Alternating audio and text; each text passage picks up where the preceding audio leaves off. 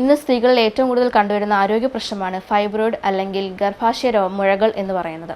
ഇത് നമുക്ക് എങ്ങനെ നിയന്ത്രിക്കാമെന്നും ഇതിന്റെ ആരോഗ്യ ലക്ഷണങ്ങൾ എന്തൊക്കെയാണെന്ന് എന്ന് നമുക്ക് പറഞ്ഞുതരാൻ നമ്മുടെ കൂടെ ഉള്ളത് കൊല്ലം ശങ്കേഷ് ഹോസ്പിറ്റലിലെ ഡോക്ടർ ഗൈനക്കോളജിസ്റ്റായ ഡോക്ടർ ബിൻസി അനീസ് മാഡമാണ്. Madam, welcome to the show. Madam, എന്താണ് ഫൈബ്രോയിഡ് എന്ന് പറയുന്നത്? ഫൈബ്രോയിഡ് യൂട്രസ് എന്ന് പറഞ്ഞാൽ മെയിനായിട്ട് പൊതുവെ ഇത് കാണപ്പെടുന്നത് 20 മുതൽ 50 വയസ്സ് വരെ ഇടയിൽ പ്രായമുള്ള സ്ത്രീകളിൽ അവരുടെ ഗർഭാശയത്തിൽ ഉണ്ടായേക്കാവുന്ന ക്യാൻസറസ് അല്ലാത്ത ഒരുതരം മുഴയാണ് ഫൈബ്രോയിഡ്. ഇത് പല രീതിയിൽ വ്യത്യസ്തപ്പെട്ടിരിക്കും. അതായത് ഇതിൻ്റെ നമ്പറിൽ, ഇതിൻ്റെ വലിപ്പത്തിൽ, ഇത് ഇരിക്കുന്ന ലൊക്കേഷൻ, അതിൻ്റെ സ്ഥാനത്തിൽ ഇത് വ്യത്യസ്തത കാണിക്കുന്നു. ഇത് 1 മുതൽ 1-ലധികം നമ്പർ വരെ കാണാം. പിന്നെ സൈസ് പറയുകയാണെങ്കിൽ വളരെ ചെറിയ സൈസ് മുതൽ, അതായത് മില്ലിമീറ്റർ സൈസ് മുതൽ സെൻറ്റിമീറ്റർ സൈസ് വരെ, അതായത് നമ്മുടെ ഗർഭാശയത്തിൽ നിന്ന് തുടങ്ങി ഇത് വലുതായി അത് വാരിയലിൻ്റെ ലെവൽ വരെ ഇതിൻ്റെ അളവ് വലുതായേക്കാം. പിന്നെ അതിൻ്റെ സ്ഥാനം, ഇതിൽ യൂട്രസിൻ്റെ സ്ഥാനവും വ്യത്യസ്തപ്പെട്ടിരിക്കുന്നു. ഒന്ന്, യൂട്രസിൽ നിന്ന് തുടങ്ങി പുറത്തോട്ട് വളരുന്ന ഫൈബ്രോയിഡ്, അതായത് സബ്സിറസ് ഫൈബ്രോയിഡ്. രണ്ടാമത്തത് ഇൻട്രാമ്യൂറൽ ഫൈബ്രോയിഡ്, അതായത് യൂട്രസിൻ്റെ ഭിത്തിയിൽ വളരുന്ന ഫൈബ്രോയിഡാണ്. ഇതാണ് മോസ്റ്റ് കോമൺ ആയിട്ട് കാണപ്പെടുന്ന ഫൈബ്രോയിഡിൻ്റെ വെറൈറ്റി. പിന്നെ ഒന്ന് യൂട്രസിൻ്റെ ക്യാവിറ്റി, അതായത് ഗർഭാശയത്തെ ഭിത്തിയുടെ അറയ്ക്കുള്ളിലോട്ട് വളരുന്നത്, അത് സബ്മ്യൂക്കസ് ഫൈബ്രോയിഡ്. ഇത് 5 to 10% ആൾക്കാരിലെ സബ്മ്യൂക്കസ് ഫൈബ്രോയിഡ് കാണുന്നുള്ളൂ. എന്നാൽ ഏറ്റവും ഡേഞ്ചറസ് ആയിട്ടുള്ള ഫൈബ്രോയിഡാണ് സബ്മ്യൂക്കസ് ഫൈബ്രോയിഡ്, അതായത് ക്യാവിറ്റിക്ക് ഉള്ളിലോട്ട് ഗർഭാശയത്തിൻ്റെ ഭിത്തിയുടെ അറയ്ക്കോട്ട് വളരുന്ന ഫൈബ്രോയിഡ്. ഇതാണ് കോമൺ ആയിട്ട് സിംറ്റംസ് പേഷ്യൻസിന് രോഗലക്ഷണങ്ങൾ കൂടുതലായിട്ട് കാണിക്കുന്നത്. അതായത് അമിത രക്തസ്രാവം, വേദന മുതലായവ ഇത്തരത്തിലുള്ള ഫൈബ്രോയിഡാണ് കൂടുതൽ കാണിച്ചു വരുന്നത്. നമ്മുടെ ഇതിൻ്റെ രോഗലക്ഷണങ്ങൾ എന്തൊക്കെയാണ്? മെയിനായിട്ടും ഫൈബ്രോയിഡുള്ള 50% ആൾക്കാരും ഒരു രോഗലക്ഷണവും കാണിക്കുന്നില്ല എന്നുള്ളതാണ് വാസ്തവം. കാരണം അങ്ങനെ അപ്പം നമ്മൾ ചോദിക്കുക, അപ്പോൾ രോഗലക്ഷണം ഇല്ലാതെ എങ്ങനെ ഇവർക്ക്? അവർ ജസ്റ്റ് നമ്മുടെ ഒ പിയിൽ വേറെ അസുഖങ്ങളുടെ ഭാഗമായിട്ട് വരുമ്പോൾ നമ്മൾ സ്കാൻ ചെയ്ത് നോക്കുമ്പോഴായിരിക്കും ഒരു ഇൻസിഡൻ്റൽ ഫൈൻഡിങ് പോലെ അവർക്ക് ഫൈബ്രോയിഡ് ഉള്ളതായിട്ട് അപ്പോഴായിരിക്കും അവർ ഫസ്റ്റ് ടൈം അറിയുക. അതായത് ഒരു സിംറ്റം അവർക്ക് കാണിക്കത്തില്ല.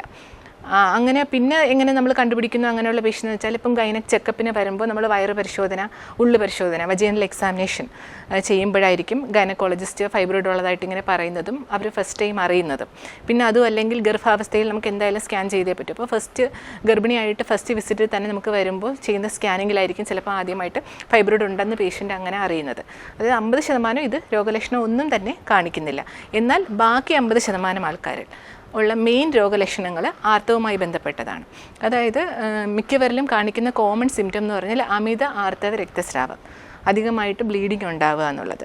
അത് ചിലപ്പോൾ മാസത്തിൽ, ഇപ്പം നോർമൽ സൈക്കിൾ എന്ന് പറഞ്ഞാൽ 21 മുതൽ 35 ദിവസത്തിനിടയിൽ ഉണ്ടാകുന്നതാണ് മെൻസസ് സൈക്കിൾസ് നോർമലി വരുന്നത്. അതിൽ 7 ഡേയ്സിനുള്ളിൽ തീരും പൊതുവേ. പക്ഷേ ഇങ്ങനെ ഫൈബ്രോയിഡ് ഉള്ളവർക്ക് അത് മോർ ദാൻ 7 ഡേയ്സ് ലാസ്റ്റ് ചെയ്യും. ചിലപ്പോൾ 7 ഡേയ്സേ കാണൂ, പക്ഷേ ഈ 7 ഡേയ്സ് നല്ല ഹെവി ബ്ലീഡിങ് ആയിരിക്കും. വിത്ത് പാസേജ് ഓഫ് ക്ലോട്ട്സ് പോയിട്ട് ഹെവി ബ്ലീഡിങ് ഉണ്ടാവുക. പിന്നെ തുടരെയുള്ള ആർത്തവമായിരിക്കും മറ്റ് ചിലരുടെ സിംറ്റംസ്. അത് ഓരോരുത്തരിലും വ്യത്യാസപ്പെട്ടിരിക്കും. ഹെവി മെൻസ്ട്രൽ ബ്ലീഡിംഗ് ആണ് മെയിൻ ആയിട്ടുള്ള സിംറ്റം. പിന്നെ മറ്റ് ചിലരിൽ വേദന അനുഭവപ്പെടാം. ഈ ആർത്തവത്തിനോട് തന്നെ അനുബന്ധിച്ച് അടിവയറ് വേദന, പുറം വേദന മുതലായവ ഉണ്ടാവാം. പിന്നെ ഫൈബ്രോയിഡിൻ്റെ സൈസ് ഞാൻ നേരത്തെ പറഞ്ഞു, മില്ലിമീറ്റർ സൈസ് മുതൽ വലുതായി അത് വാരിയലിൻ്റെ ലെവൽ വരെ എത്തുന്ന സൈസ് വരെ അതിന് വലുതാവാമെന്ന്.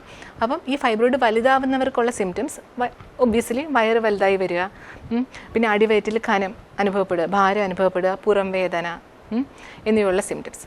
പിന്നെ യൂട്രസിൻ്റെ അനാറ്റമി നമ്മൾ പറയുകയാണെങ്കിൽ യൂട്രസ് നടുക്കായിട്ടും മുമ്പിലായിട്ട് മൂത്രസഞ്ചി, ബാക്കിലായിട്ട് കുടൽ, അങ്ങനെയാണ് ഇരിക്കുന്നത് അനാറ്റമിയിൽ. അപ്പം സ്വാഭാവികമായിട്ടും യൂട്രസിൽ നിന്ന് വളരുന്ന ഒരു മുഴ അത് വലുതാണെങ്കിൽ മുമ്പിലുള്ള ഓർഗനായ മൂത്രസഞ്ചിയെ പ്രസ് ചെയ്തുണ്ടാകുന്ന പ്രഷർ സിംറ്റംസ് ഉണ്ടാകും. അത് വളരെ വലിയ ഫൈബ്രോയിഡ് ഉള്ളവർക്ക് മാത്രം. അത് മൂത്രസംബന്ധമായിട്ട് ബുദ്ധിമുട്ട്, തുടരെ മൂത്രം ഒഴിക്കാൻ മുട്ടുക, അല്ലെങ്കിൽ മൂത്രം ഒഴിച്ചതിന് ശേഷം ഫുള്ള് പോയില്ല എന്നൊരു തോന്നൽ ഉണ്ടാവുക, അല്ലെങ്കിൽ മൂത്രം ഒഴിക്കാനായിട്ട് ബുദ്ധിമുട്ട് അനുഭവപ്പെടുക, ഇങ്ങനെയുള്ള ഏത് വേണോ അതാവാം. പിന്നെ ബാക്കിലോട്ട് വളരുന്ന ഫൈബ്രോയിഡ് ആണെങ്കിൽ അത് കുടലിനെ പ്രസ് ചെയ്യും. കുടലിനെ പ്രസ് ചെയ്തിട്ടുണ്ടാകുന്ന രോഗ സിംറ്റംസായ മലബന്ധം, അങ്ങനെയുള്ള ബുദ്ധിമുട്ടുകൾ ഉണ്ടാവാം. പിന്നെ ഈ പറഞ്ഞ നേരത്തെ പറഞ്ഞ റെയർ ഫൈബ്രോയിഡ് എന്ന് പറഞ്ഞാൽ, റെയർ അല്ല, 5 to 10% ആൾക്കാരിലും കാണും സബ്മ്യൂക്കസ്, യൂട്രസിൻ്റെ ക്യാവിറ്റിയുടെ അകത്തോട്ട് വളരുന്ന അങ്ങനെയുള്ള ഫൈബ്രോയിഡുകൾക്ക് വന്ധ്യതയ്ക്ക് കാരണമായേക്കാം. ഇത് വരാതിരിക്കാൻ നമുക്ക് എന്തൊക്കെ പ്രിക്കോഷൻസ് എടുക്കാം? എന്തൊക്കെ മുൻകരുതലുകൾ എടുക്കാമെന്ന് ചോദിച്ചു കഴിഞ്ഞാൽ മെയിനായിട്ട് ഞാൻ പറഞ്ഞല്ലോ ഭക്ഷണ രീതി. അപ്പം നമ്മൾ ഈസ്ട്രജൻ കണ്ടൻറ്റ് കൂടുതലുള്ള ഫുഡ് അമിതമായി കഴിക്കാതിരിക്കുക എന്നുള്ളതാണ്. അതായത് ബീഫ്, ഫാറ്റി ഫുഡ്, മട്ടൻ, ഇതിൻ്റെ കൺസപ്ഷൻ കുറയ്ക്കുക. പിന്നെ സ്മോക്കിങ്ങും ആൽക്കഹോളും ഇതിന് റിസ്ക് ഫാക്ടറാണ്. അപ്പം സ്മോക്കിങ്, ആൽക്കഹോൾ ചെയ്യുന്ന സ്ത്രീകളാണെങ്കിൽ അത് ഒഴിവാക്കുക. പിന്നെ ഏതിരുന്നാലും നമ്മൾ എന്തൊക്കെ പ്രിക്കോഷൻ എടുത്താലും ഈ പറഞ്ഞുള്ള ജനറ്റിക് ഫാക്ടേഴ്സ് ഒന്നുണ്ട്. ഫാമിലി ഹിസ്റ്ററി ഉള്ളവർക്ക് ഇത് വരാനുള്ള റിസ്ക് തന്നെയുണ്ട്. എങ്കിലും ആക്റ്റീവ് ലൈഫ് സ്റ്റൈൽ ഫോളോ ചെയ്യുക എന്നുള്ളതാണ്. സെഡൻറ്ററി ലൈഫ് സ്റ്റൈൽ മാറ്റി എക്സർസൈസ്, യോഗ പ്രാക്ടീസ് ചെയ്യുക. ഷുഗർ കട്ട് ചെയ്യുക, ഫുഡിൽ ഷുഗർ കൺസപ്ഷൻ കുറയ്ക്കുക. റിഫൈൻ ഷുഗേഴ്സ് എടുക്കുന്നതിന് പകരം നാച്ചുറൽ ഷുഗേഴ്സായ ഫ്രൂട്ട്സ് കൂടുതൽ കഴിക്കാൻ ശ്രമിക്കുക. പിന്നെ ഫുഡിൽ ഫ്രൂട്ട്സ്, വെജിറ്റബിൾസ് ഇൻക്ലൂഡ് ചെയ്യുക. Maximum bakery items, fast food avoid, junk food avoid ചെയ്യുക എന്നുള്ളതാണ്. മാഡം, അതിൻ്റെ ഫൈബ്രോയിഡിൻ്റെ ചികിത്സ എന്തൊക്കെയാണ്? ഫൈബ്രോയിഡിൻ്റെ ചികിത്സയെക്കുറിച്ച് പറയുകയാണെങ്കിൽ 50% പേർക്കും ഞാൻ പറഞ്ഞല്ലോ രോഗലക്ഷണം ഒന്നും കാണിക്കത്തില്ല. ഇൻസിഡൻ്റൽ ഫൈൻഡിങ് ആയിരിക്കും, ആദ്യം സ്കാൻ ചെയ്യുമ്പോഴായിരിക്കും കണ്ടുപിടിക്കുന്നത്.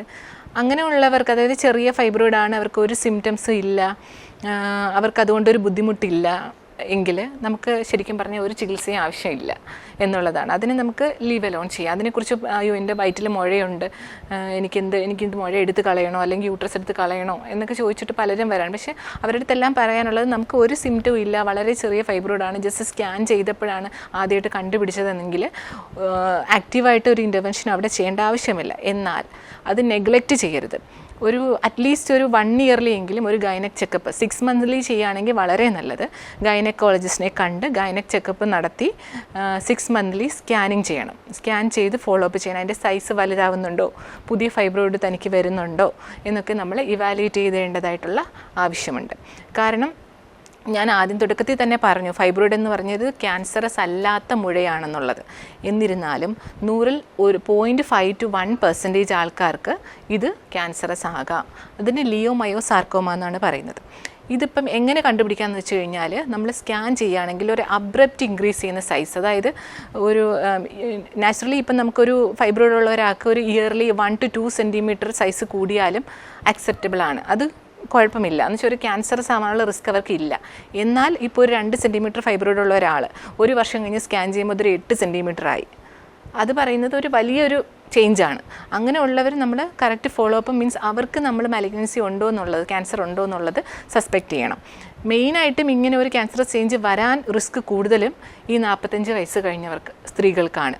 അതുകൊണ്ട് അതായത് മെനപ്പോസ് കഴിഞ്ഞവർക്ക്, മെൻസസ് നിന്നവർക്കൊക്കെയാണ് കൂടുതൽ. അങ്ങനെയുള്ളവർക്ക് ഉറപ്പായിട്ടും നമ്മൾ വർഷത്തിലൊരിക്കലോ 6 മാസത്തിലൊരിക്കലോ സ്കാൻ ചെയ്ത് നോക്കി ഇതിൻ്റെ സൈസ് വലുതാവുന്നുണ്ടോ എന്ന് നമ്മൾ ഫോളോ അപ്പ് ചെയ്യേണ്ടത് അത്യാവശ്യമാണ്. ഇനി സിംറ്റംസ് ഉള്ളവർ, ബാക്കി 50% പേര്, അതായത് ഈ ഞാൻ നേരത്തെ പറഞ്ഞ രോഗലക്ഷണങ്ങൾ ഉള്ളവർ ട്രീറ്റ്മെൻറ്റ് എടുക്കേണ്ടതാണ്. അത് മെയിനായിട്ട് മെഡിക്കൽ മാനേജ്മെൻറ്റും സർജിക്കൽ മാനേജ്മെൻറ്റും ഉണ്ട്. അപ്പം നമ്മൾ ഫൈബ്രോയിഡുമായിട്ട് വരുന്നവർക്ക് അപ്പം രോഗലക്ഷണങ്ങൾ, ഇപ്പോൾ ഹെവി ബ്ലീഡിംഗ് ആണ് എങ്കിൽ സിംറ്റമാറ്റിക് ട്രീറ്റ്മെൻറ്റാണ് മെയിൻലി കൊടുക്കുന്നത്. അതായത് ബ്ലീഡിങ് സ്റ്റോപ്പ് ചെയ്യാനുള്ള മെഡിസിൻസ് കൊടുക്കും. അവരുടെ സിംറ്റം എന്താണോ അതിന് അഗെയിൻസ്റ്റ് ആയിട്ടുള്ള മരുന്ന് കൊടുക്കുക എന്നുള്ളതാണ്. പിന്നെ വേദന ഉണ്ടെങ്കിൽ വേദന സംഹാരികൾ, പിന്നെ ഹോർമോണിൻ്റെ പ്രശ്നം കൊണ്ടാണെന്ന് പറഞ്ഞത് ഹോർമോൺ ടാബ്ലറ്റാണ് മെയിനായിട്ട് തന്നെ നമ്മൾ ട്രീറ്റ്മെൻറ്റായിട്ട് കൊടുക്കുന്നത്. അങ്ങനെയുള്ളവർക്ക് വളരെയധികം കാലം ട്രീറ്റ്മെൻറ്റ് എടുക്കേണ്ടി വരും. പിന്നെ ഫൈബ്രോയിഡ് ചുരുങ്ങാനായിട്ട് ഇതുവരെയും ഒരു മെഡിസിനും കണ്ടുപിടിച്ചിട്ടില്ല എന്നുള്ളതാണ് വാസ്തവം. എന്നാൽ ഷ്രിങ്ക് ചെയ്യുന്ന കുറച്ച് മെഡിസിൻസ് ഉണ്ട്, പക്ഷേ അതിന് സൈഡ് എഫക്ട്സ് വളരെ കൂടുതലാണ്. അത് നമുക്ക് 6 മന്ത്സിൽ കൂടുതൽ കൊടുക്കാനും പറ്റില്ല. പിന്നെ എന്തിന് ഈ മെഡിസിൻ കൊടുക്കുന്നു എന്ന് പറഞ്ഞാൽ, ഇപ്പം ഫൈബ്രോയിഡ് ഉള്ളപ്പം അമിത രക്തസ്രാവം ഉണ്ടാവുമല്ലോ. ഇങ്ങനെയുള്ള പേഷ്യൻസിന് അനീമിയ, അതായത് HBയുടെ കുറവുണ്ടാവും, രക്തത്തിൻ്റെ അളവ് കുറവായിരിക്കും. അങ്ങനെയുള്ള ട്രീറ്റ്മെൻറ്റ് ചെയ്യുമ്പോൾ അങ്ങനെ രക്ത അളവ് കുറവാണ്, അവർക്ക് സർജറി ആവശ്യമുണ്ടെങ്കിൽ സർജറിയുടെ വെയിറ്റ് ചെയ്യുന്ന പീരീഡിൽ ഫൈബ്രോയിഡ് ഷ്രിങ്ക് ചെയ്യാനായിട്ടും തുടർന്ന് സൈസ് കൂടാതിരിക്കാനായിട്ടും നമ്മൾ ഇങ്ങനെയുള്ള ട്രീറ്റ്മെൻറ്റ് കൊടുക്കാവുന്നതാണ്. സർജറി അല്ലാതെ വേറെ ഓപ്ഷൻ ഉണ്ടോ നമുക്ക്? സർജറി അല്ലാതുള്ള ഓപ്ഷൻസാണ് ഒന്ന് ഇൻട്രായൂട്രൈൻ ഡിവൈസ്, അതായത് ഒരു ഹോർമോൺ റിലീസിങ് ഡിവൈസ് നമ്മൾ യൂട്രസിനുള്ളിലോട്ടിടും. അത് കോപ്പർട്ടി പോലത്തെ ഒരു ഡിവൈസാണ്. കോപ്പർട്ടി നമ്മൾ മെയിനായിട്ട് ഉപയോഗിക്കുന്നത് എന്തിനാണ്? കുഞ്ഞുങ്ങളാവാതിരിക്കാനാണ്. അപ്പോൾ ഈ ഡിവൈസ് ഹോർമോൺ റിലീസ് ചെയ്ത് ഫൈബ്രോയിഡ് മൂലമുണ്ടാകുന്ന സിംറ്റംസ്, അതായത് അമിത രക്തസ്രാവം, വേദന എന്നിവ 100-ൽ 98% ഇതിന് കുറയ്ക്കാൻ പറ്റും. പക്ഷേ എല്ലാവർക്കും നമുക്ക് ഈ ഡിവൈസ് ഇടാൻ പറ്റത്തില്ല. അപ്പം അതിനുള്ള കാൻഡിഡേറ്റ്സ് അത് ഓരോന്ന് മെയിനായിട്ട് ഡിപ്പെൻഡ് ചെയ്തിരിക്കുന്നത് യൂട്രസിൻ്റെ സൈസ്, അതിലുള്ള ഫൈബ്രോയിഡിൻ്റെ സൈസ്, അതിൻ്റെ ലൊക്കേഷൻ, യൂട്രസിൻ്റെ ക്യാവിറ്റിയുടെ ഉള്ളിലോട്ട് വളരുന്ന സബ്മ്യൂക്കസ് ഫൈബ്രോയിഡ് എന്ന് പറഞ്ഞില്ലേ, ആ ഫൈബ്രോയിഡിന് നമുക്ക് ഈ ഒരു ഡിവൈസ് ഇടാൻ പറ്റത്തില്ല. അതുപോലെ ഒരു പർട്ടിക്കുലർ സൈസിൽ കൂടുതലാണ് ഫൈബ്രോയിഡിൻ്റെ വളർച്ചയെങ്കിലും നമുക്ക് ഈ ഡിവൈസ് ഇടാനായിട്ട് സാധിക്കില്ല എന്നുള്ളതാണ്. അതിന് ഫെയിലിയർ റേറ്റ് ഉണ്ടാവാനുള്ള ചാൻസ് ഉണ്ട്.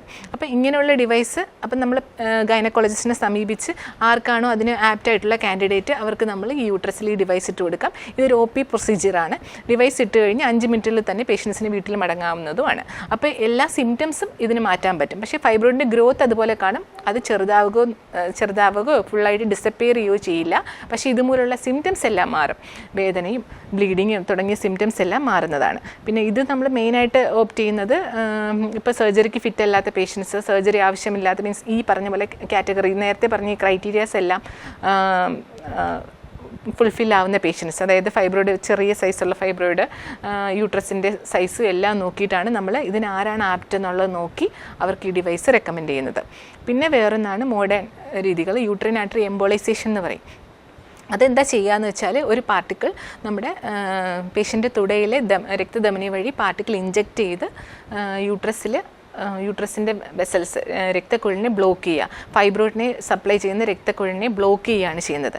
തന്മൂലം ഫൈബ്രോയിഡ് ഷ്രിങ്ക് ആവുന്നു, നെക്രോസിസായി ഡെഡ് ആവുന്നു. പക്ഷേ ഇത് നമ്മൾ യങ് പേഷ്യൻസിന്, അതായത് അവർക്ക് കുഞ്ഞാകണം എന്ന് ആഗ്രഹിക്കുന്ന പേഷ്യൻസിന്, ഇനി ഗർഭിണി ആവണമെന്ന് ആഗ്രഹിക്കുന്ന പേഷ്യൻസിന് ഇത് നമ്മൾ റെക്കമെൻഡ് ചെയ്യുന്നില്ല.